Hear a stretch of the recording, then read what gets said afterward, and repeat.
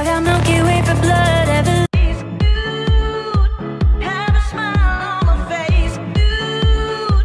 C'est l'heure de passer au vert avec un sujet qui va vous intéresser. Camille Cronier, on vous écoute. Vous avez forcément entendu parler des inondations monstres à Dubaï avec le sujet de l'ensemencement des nuages qui s'est incrusté pour savoir s'il avait joué un rôle, s'il était même responsable de ces intempéries puisque les Émirats Arabes Unis le pratiquent. La réponse est non aujourd'hui, mais c'est l'occasion de vous en parler, même de vous expliquer exactement de quoi il s'agit, d'autant que notre invité de lundi, là, Mathieu, la chercheuse de l'IRIS marine du Guglielmo Weber à l'Observatoire Guerre et Climat, vient tout juste de faire sa thèse sur l'ensemencement des nuages.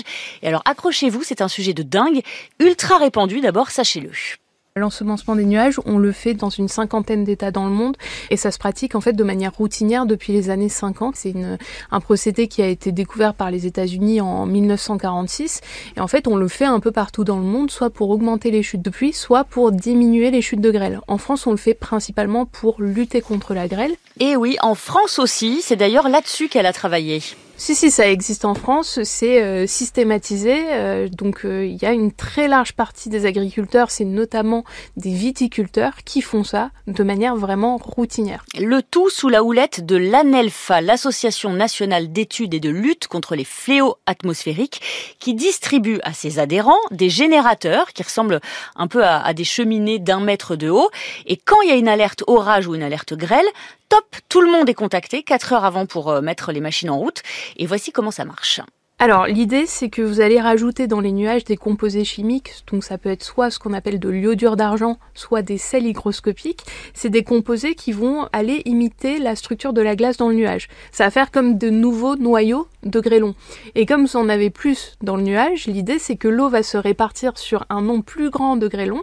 Et donc ça va permettre de faire tomber plus de pluie et moins de grêle au moment où les précipitations vont avoir lieu. Donc c'est vraiment de la manipulation de la météo, on peut le dire comme ça ?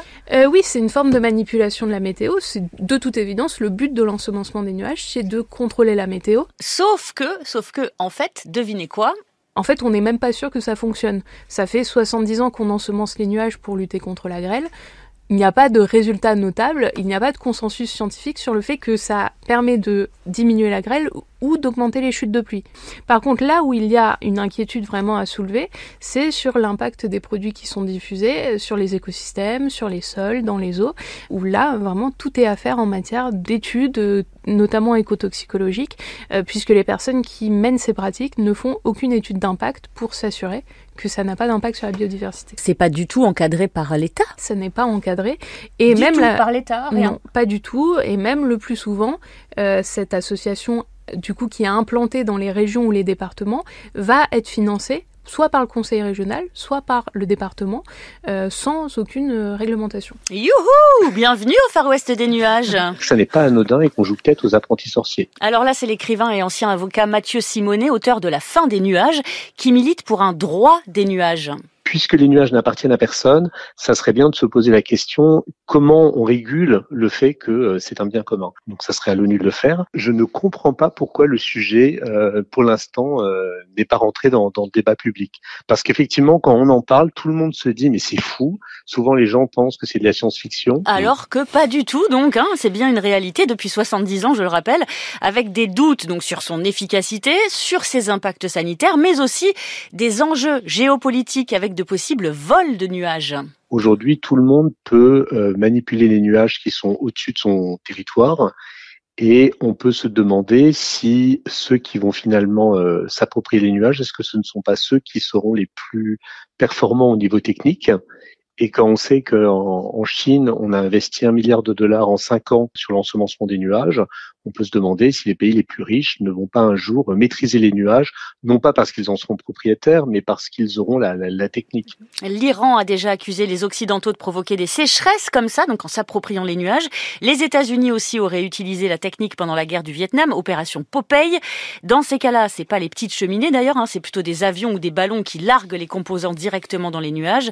Cela dit, le programme chinois dont parlait Mathieu Simonet, c'est des champs gigantesques de générateurs d'ensemencement, donc les petites cheminées. Et si vous pensez qu'on est quand même moins au taquet en France, détrompez-vous. La particularité d'ensemencer avec un générateur, c'est que ça n'est pas une action individuelle. Contrairement à l'action avec un avion ou avec un ballon, là l'idée c'est de faire une sorte de dôme de protection quasiment à l'échelle d'une région ou un département. Et ça se voit à l'œil nu ? Non. Donc en fait, les gens peuvent être ensemencés à leur insu. Ah bah oui, tout à fait. Nous sommes continuellement ensemencés à notre insu, ça c'est une certitude. Eh bien charmant, la voix de la chercheuse donc Marine de Guglielmo Weber, Camille Cronier. Weber.